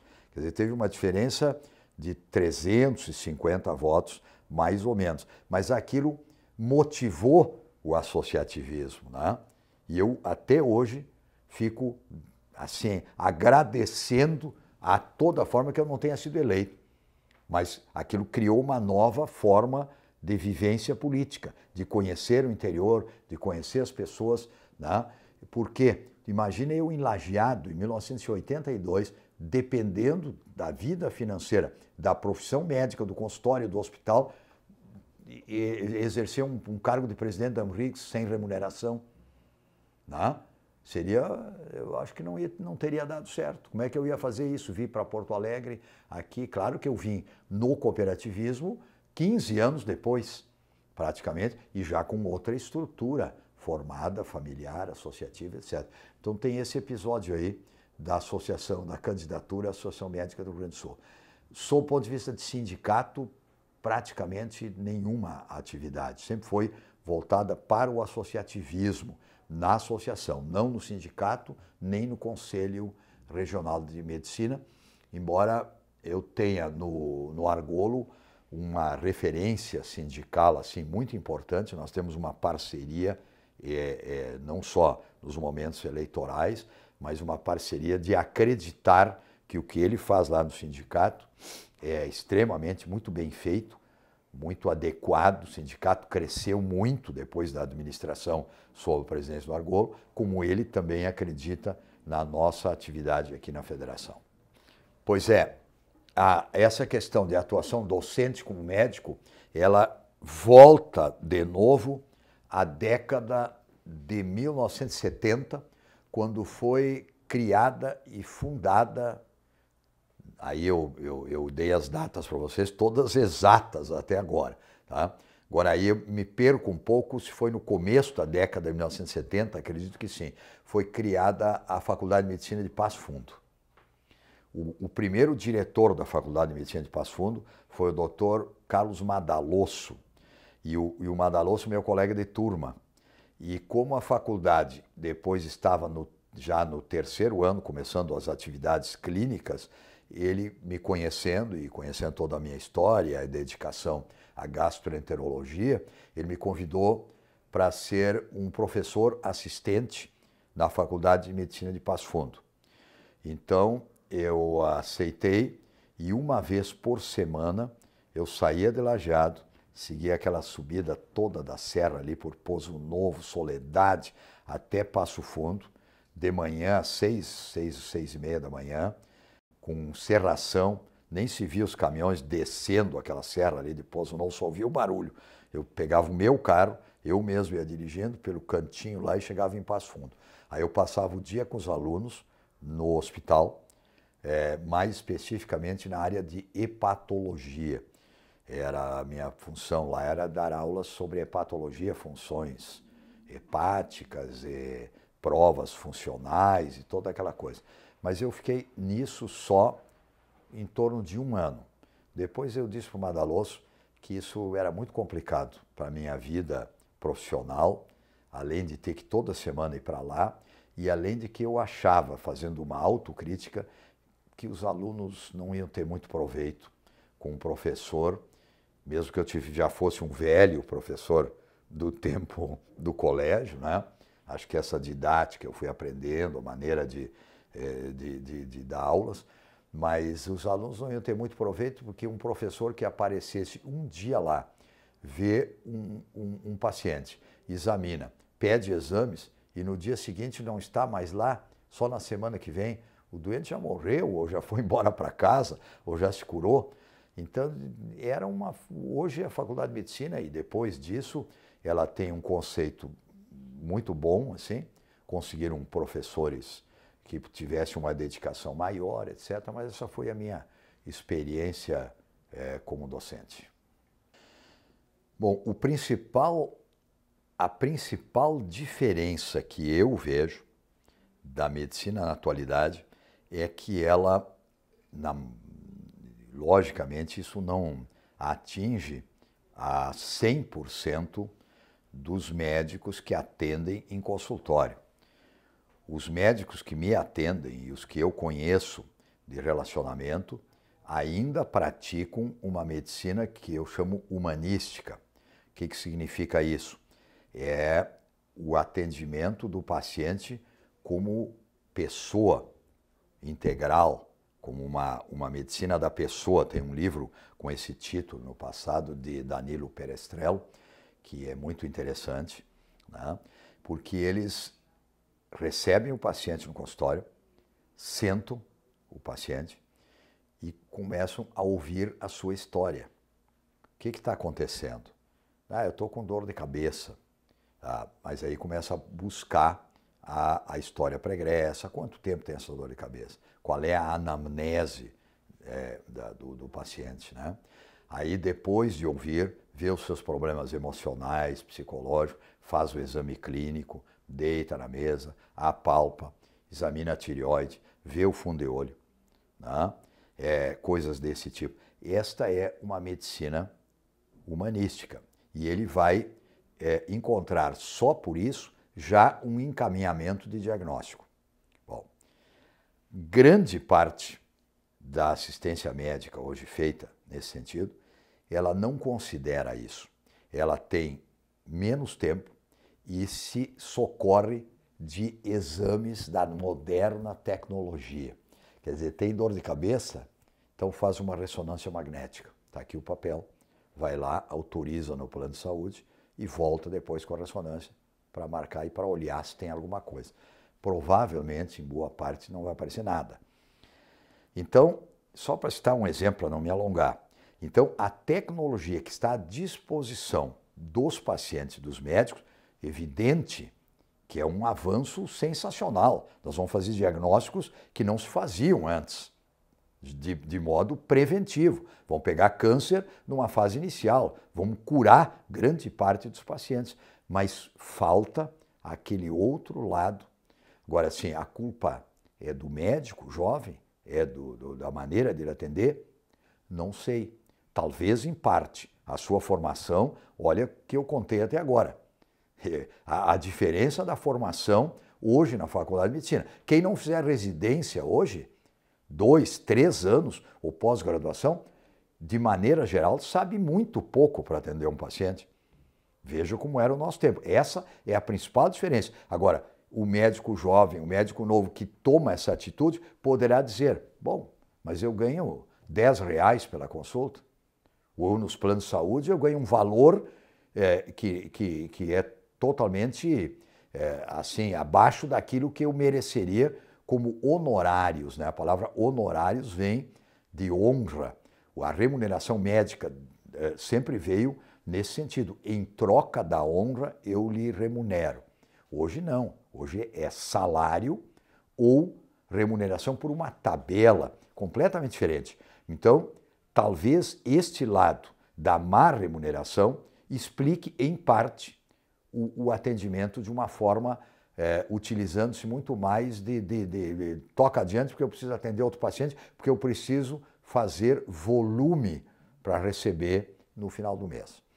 Essa é a principal diferença que eu considero. A dificuldade de tratar ou de considerar um paciente como um todo e não por partes de especialidades assim extremamente direcionadas só para aquele setor. Na década de 1990 foi criada a Academia Sul-Rio-Grandense de Medicina e diz o seu estatuto de que são 60 membros com as cadeiras, são 60 cadeiras, cada uma tem um patrono já falecido, de maneira geral, um eminente médico, um professor de grande cultura, etc., que são os patronos. E das 60 cadeiras, diz o estatuto da associação, essa da academia, melhor dito, de Rio Grandense de Medicina, 40 na sua formação seriam da capital e 20 do interior. Então, eu acredito que dentre os 40 da capital estavam na fundação os médicos mais conceituados, professores, Rubens Maciel, Mário Rigato, professores das suas diversas áreas, mas eles tinham que escolher 20 do interior. E ao escolher os 20 do interior, imagino isso, e certamente constatei depois que foi assim, onde é que tem faculdade de medicina? Ah, em Passo Fundo. Quem é professor lá em Passo Fundo, quem é diretor da faculdade, que tem essa ligação médica e tal, tem fulano e fulano. Tá, convida dois de Passo Fundo. Pelotas, Pelotas tem a leiga, tem a católica e tal, tem professores, tem médicos, 3, 4, convida 3 de lá. Lá em Santa Maria, professor Mariano da Rocha, né? Filhos, o professor Mariano da Rocha foi criador, faculdade de medicina, convida lá. Aí tem que chegar a 20. Mas só um pouquinho, tem algumas regiões, Altaquari, não tem Lajado, um sujeito lá que criou, participou do programa de educação médica ao continuar da Amrix, é presidente da Unimed, tem a área cultural, está ligado à literatura, faz uma prática médica ética adequada. Tem, deve ter sido o professor César Costa, que eu trabalhei com ele na enfermaria durante toda a vida. Tem o Nilson Mai lá, convida ele. Entende? Então, dessa forma que eu imagino ter entrado, sem ter uma vida acadêmica, como os demais, na Academia de Medicina. Aí então houve essa criação, foi a cerimônia de posse, etc. E isso já estamos aí com 20 e tantos anos de academia. A academia se reúne todos os meses, tem reuniões, morreram os primeiros dos 60 aqui, mesmo do interior, os 40 aqui de Porto Alegre, mesmo do interior, já eram médicos com 70 anos, 60 e poucos. Então, a maior parte dos fundadores já faleceram. A academia funciona numa sala própria, onde tem as fotos de todos os acadêmicos e os substitutos subsequentes ali. Tem a primeira linha, assim, ela vai toda, depois tem a segunda linha, depois tem a terceira, já está na quarta, e eu ainda estou lá na primeira, e espero que fique durante muito tempo lá, né? Então, assim foi a história minha na academia. Fiz algumas palestras já também convidado na academia sobre medicina assistencial, sobre essa questão da atendimento à saúde, etc. Literatura. Como eu disse antes, eu acho que eu me dedico há mais tempo à literatura do que me dediquei à medicina.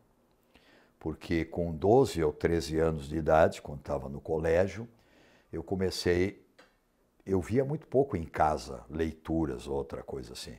Mas é uma coisa inata, é uma coisa do seu perfil, não sei como é que se forma isso. Quando eu vim a Porto Alegre com a minha família, na adolescência, em vez de ir em locais visitar, ficavam na casa dos meus tios aqui, ou lá no Oscar Pereira, na minha tia, que era meu padrinho. Na realidade, o Oscar Pereira e a tia Dília, eles iriam, eu fazendo medicina, viria para Porto Alegre morar com eles, porque os primos, os dois já tinham saído de casa. Mas 1 ano ou 2 antes de eu passar no vestibular, os dois morreram. Tanto o Oscar como a tia Dília.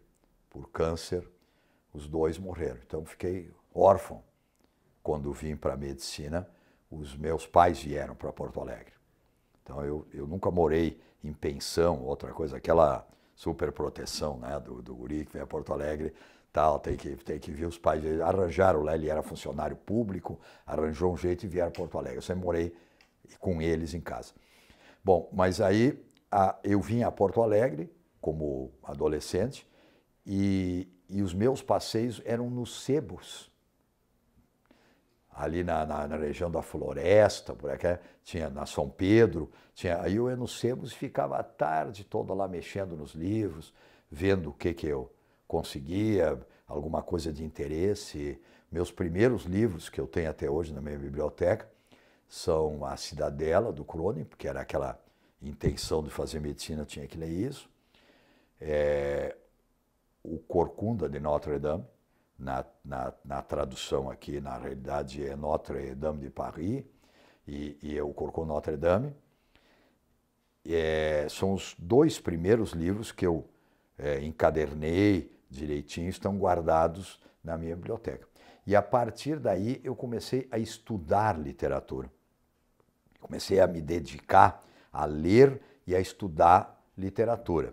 E aí, quando em Lajeado, na década de 70, houve o campus da Universidade de Caxias do Sul para letras, eu me inscrevi e fiz cadeiras da Faculdade de Letras em Lajeado. Aí eu fiz todas as cadeiras de didática, literatura portuguesa, literatura brasileira, teoria literária. Eu frequentei uns 3 anos. Não fiz as outras cadeiras que não me interessavam, para poder, então, ver, sob o ponto de vista teórico, o melhor conhecimento da literatura. Então, eu tenho essa formação também para esse lado. E na década de 80,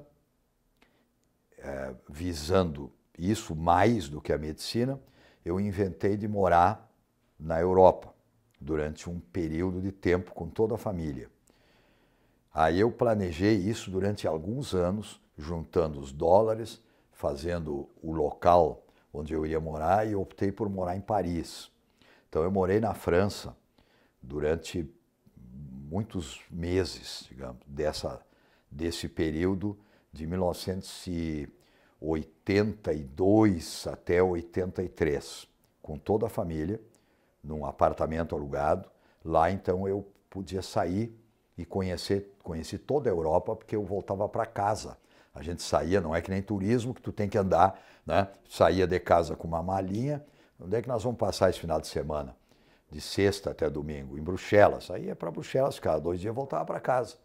Agora onde é que nós vamos? Agora nós vamos para Amsterdã, na Holanda. Então vamos, passa 3, 4 dias agora. E aquilo me enlouqueci, entre aspas, né, num bom sentido. Eu queria ir para a Rússia, porque era barato tu viajar em trem de segunda classe, era muito barato. E viajava tudo de trem.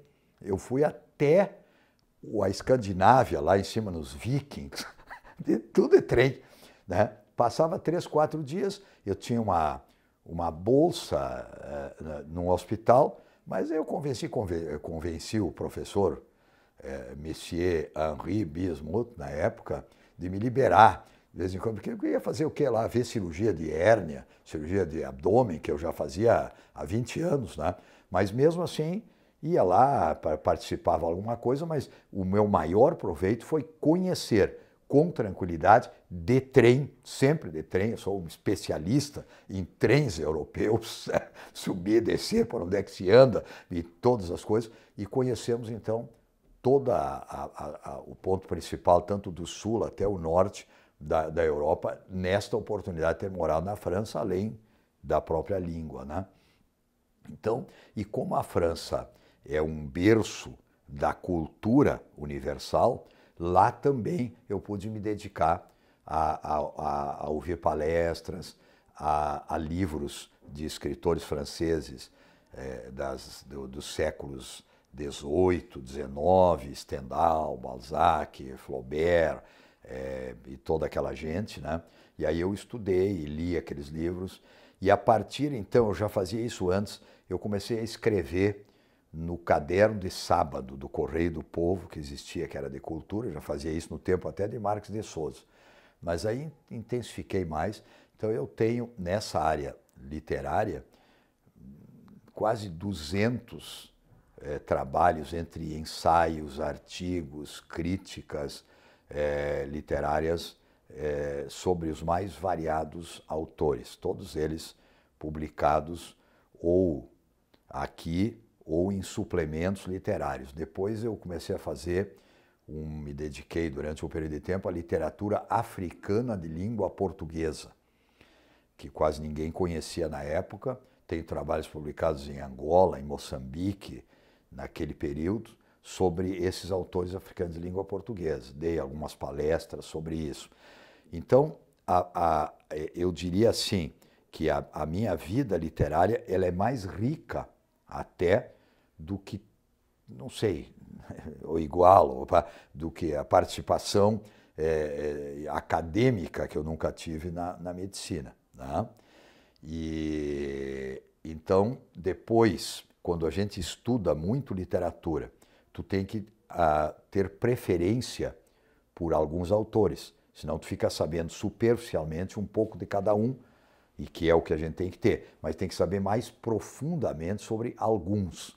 Aí eu comecei, então, a escolher esses autores e escolhi 3 autores. Franz Kafka, né? Albert Camus e Jorge Luiz Borges. Na realidade, são 3 autores. Um é tcheco, que escrevia em alemão, outro é francês, mas da Argélia, e o outro é nosso aqui de Buenos Aires, o nosso cego, posteriormente, Jorge Luiz Borges. Então, esses 3 autores, em épocas diferentes, eu conseguia moldar uma equivalência da literatura entre os 3. Entre o absurdo, por exemplo, de Camus, e entre a literatura de Kafka, que é o que eu mais estudei, seguidamente me pedem nos colégios para fazer palestra sobre Kafka, e relacionando com o tipo da literatura do Borges. Então me dediquei a esses 3 autores. Eu tenho uma biblioteca, eu moro aqui, a 2 quadras na Santa Terezinha, eu venho a pé todos os dias, isso é uma grande vantagem, né? Tive que encontrar um apartamento quando eu fiz uma separação, já há muitos anos, um apartamento que tivesse como prioridade o espaço para a biblioteca. Hoje eu tenho 3.000 volumes na biblioteca particular só de ficção, não tem nada de medicina. E a biblioteca está orientada conforme os meus critérios. Eu já dei palestras para bibliotecárias, quando elas me perguntam o que você gostaria de ter sido se não fosse médico, eu digo bibliotecário, porque é o que eu me faço diariamente há 40, 50 anos, né? Então a biblioteca ela está organizada não pelo método DeWitt, como eles costumam organizar as bibliotecas públicas, né? E a nossa biblioteca lá do Hospital Parque Belém, que tem o meu nome, aquela biblioteca que deram lá por uma referência e tal, uma deferência, é a biblioteca Nilson Luiz Maia, lá no hospital, como grandes dificuldades que o Hospital Parque Belém tem até hoje, mas está lá a biblioteca, que é uma biblioteca de tuberculose, basicamente, é uma biblioteca de medicina. Tem todas as teses do tio Oscar, talvez por isso também que tenha sido essa referência, e porque o presidente atual é Pereira, também dessa linha. Mas a minha biblioteca em casa, ela é organizada conforme a história da literatura ocidental. Oriental, eu não sei nada. Ela começa com Homero, 10 séculos antes de Cristo, e vem todos os livros daquele período greco-romano, depois o Renascimento, depois o século XVII, depois o nascimento dos primeiros romances no século XVIII, depois toda a literatura do século XIX, depois a literatura do século XX. Então ela está organizada dessa forma e eu todos os dias, quando eu estou em casa, fora essas viagens, desde o tempo que eu morava no outro apartamento, eu olho a biblioteca, sento lá, vejo alguma coisa, aí o pessoal me pergunta, mas como é que tu sabe tanto nome de autor, de livros, de toda coisa? Eu digo, é a minha profissão. É o mesmo que um engenheiro, ou que um advogado, que um médico, mesmo tem que saber da sua profissão. Quer dizer, se eu olho todos os dias, exagerando, digamos, quando eu estou lá, ou escrevo alguma coisa, ou leio um capítulo, busco outra coisa, e estou vendo aquilo, eu tenho que saber, é a minha obrigação saber literatura. Então, tanto que eu digo assim, se hoje me convidassem, amanhã vai ter uma mesa redonda e faltou um convidado. Vai ter uma mesa redonda amanhã no Hospital de Clínicas sobre úlcera péptica, que seria da gastroenterologia. Não tenho a mínima condição de participar. Muito obrigado, tal. Não sei como é que hoje está a atualidade do tratamento da úlcera péptica. Claro que eu sei, em parte, mas tem gente que sabe muito mais. Convida quem sabe. Bom, se amanhã tivesse uma mesa redonda, e faltasse um convidado sobre literatura, seja qual for, literatura ocidental, dentro da literatura ocidental, sobre autores, quais são os melhores livros, como é que se interpreta, sobre Kafka, sobre Flaubert, sobre Balzac, sobre qualquer autor, tá, pode contar comigo, que eu não tenho medo, digamos, dos outros convidados. Né? Mas é a minha obrigação, se eu me dedico, saber isso. Então, esse é o meu foco da literatura. À medida que tu vai estudando e que tu vai escrevendo sobre os outros, críticas, análises literárias, chega um momento, com toda essa vivência que nós contamos até agora, que tu também quer escrever ficção. Aí, neste determinado momento, em 1989, eu desenvolvi uma ideia que eu já tinha há mais tempo e escrevi um livro que é muito difícil de ser aceito pelas editoras, né? Ninguém te conhece nessa área, mas que foi aceito pela editora Tchê, que era coordenada na época pelo Edgardo Xavier, o grande livreiro de Porto Alegre, faleceu, esteve comigo, inclusive até os últimos momentos da vida, desde aquela época até agora, faleceu há um ano, mais ou menos. Edgardo Xavier leu e aceitou publicar. O Ayrton Ortiz, que foi agora patrono da última Feira do Livro, é genro dele. O Ayrton trabalhava com ele naquela época. Então, o primeiro livro chama-se Terra da Boa Esperança. Então, a editora Tchê publicou, etc. Depois, eu fui, então, avançando. Escrevi um segundo livro chamado Inquéritos em Preto e Branco, que é de contos. Depois, Céus de Pindorama, que é uma novela, um romance, que a gente caracteriza no estilo literário, no gênero literário, como uma novela pelas suas características, e que tem um assunto extremamente interessante, assim, quando eu conto, onde eu pensei nisso. Eu sempre gostei muito de história, eu acho que a história está ligada à literatura. E eu li aquela carta do Pero Vaz de Caminha, N vezes, e dizia, mas isso não pode ter acontecido só assim. Se Pero Vaz escreveu só o que interessava na época. Tem que ter acontecido, nos 10 dias de descobrimento do Brasil, outras coisas. Com aqueles desbravadores, aqueles Anal Capitânia, Pedro Álvares Cabral, aquela quantidade de marinheiros e aquelas índias ali. Não, para um pouquinho, alguma coisa aconteceu diferente do que o Pero Vaz descreveu. Aí eu imaginei, e o romance é esse, um auxiliar do Pero Vaz de Caminha, um rapaz de 18 e poucos anos, que era aprendiz de escriba. Ele viajou junto com o Pero Vaz, tá? Na nau Capitânia, com Pedro Álvares Cabral. Então, Céus de Pindorama começa na saída deles do Porto de Lisboa.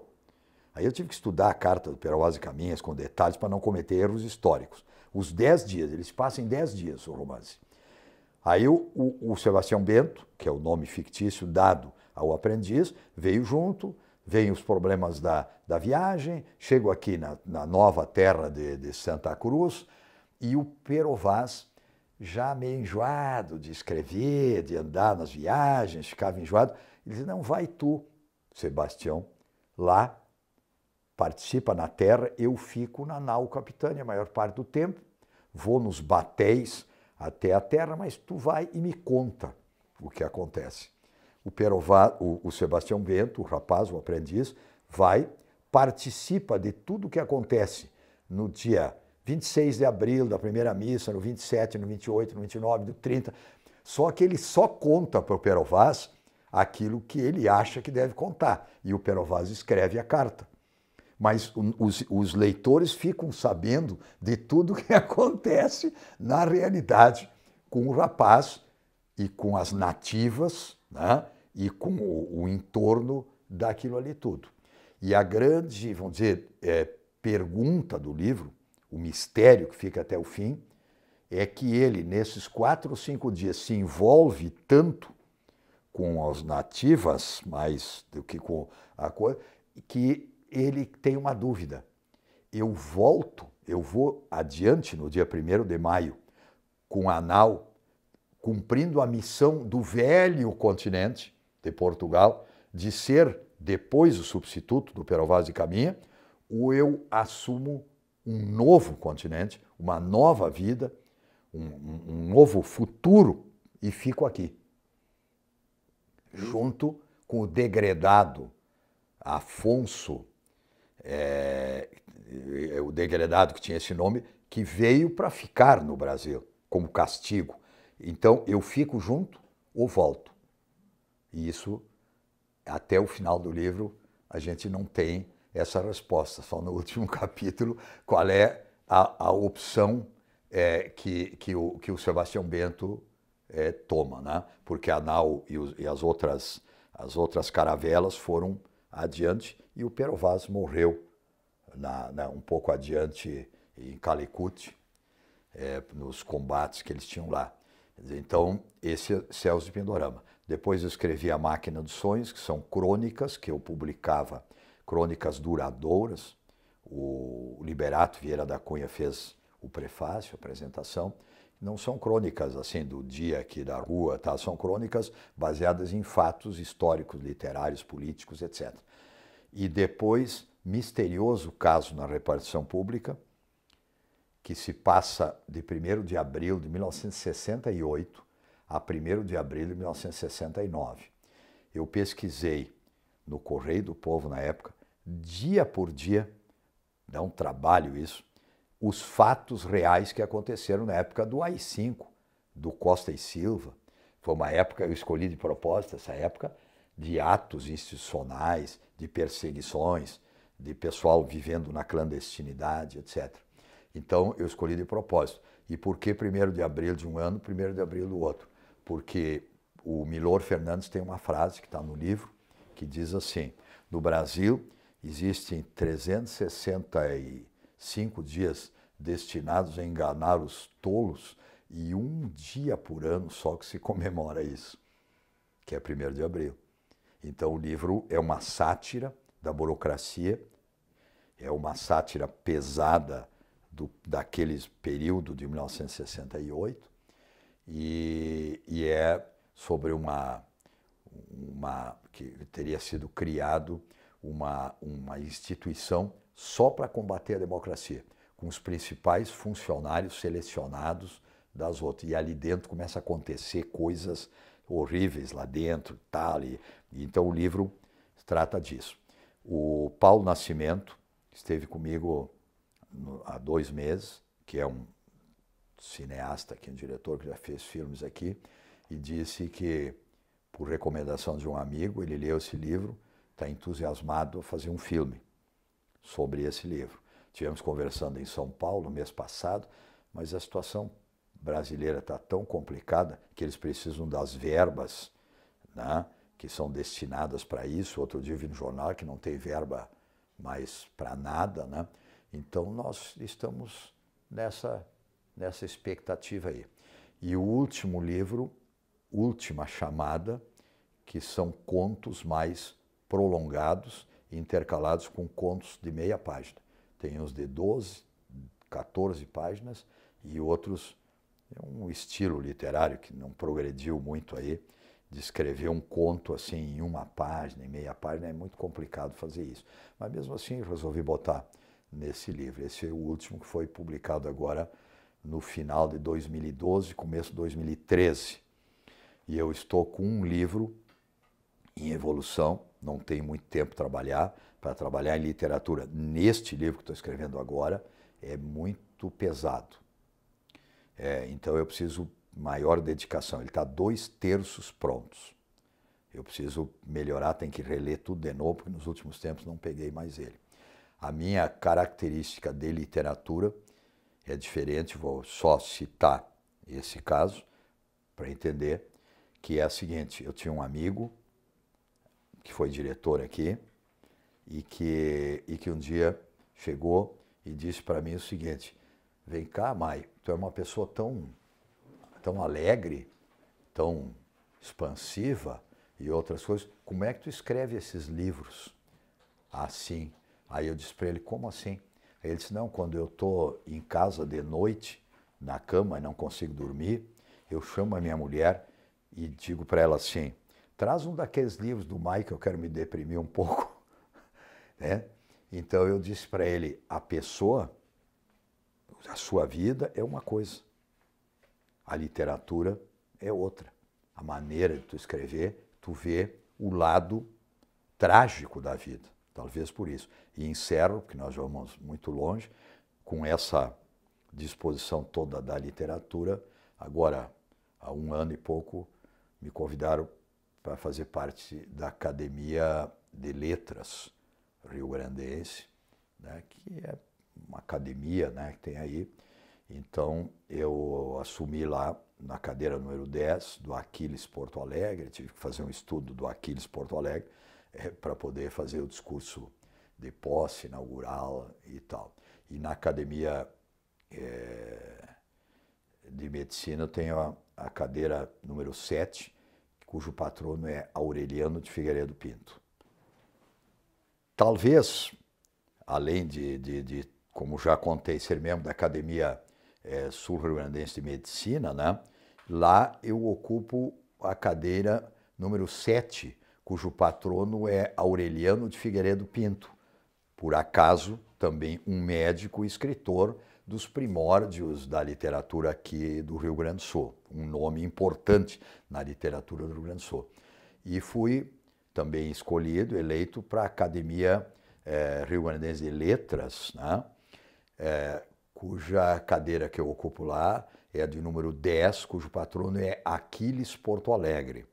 E eu tive que fazer um estudo especificamente sobre ele, que eu não conhecia muito, para o discurso de posse. Então, estamos nessas duas academias, cuja ligação, e eu tenho uma das palestras que eu faço, que tem esse título, Medicina e Literatura. Um percurso Medicina e Literatura, delineando um percurso histórico. Então, na realidade, ao encerrar esse depoimento, eu, com essa palestra, tento mostrar que os médicos e as letras e a literatura têm uma afinidade entre si através de todo um histórico de diversos médicos que tiveram sucesso na área literária.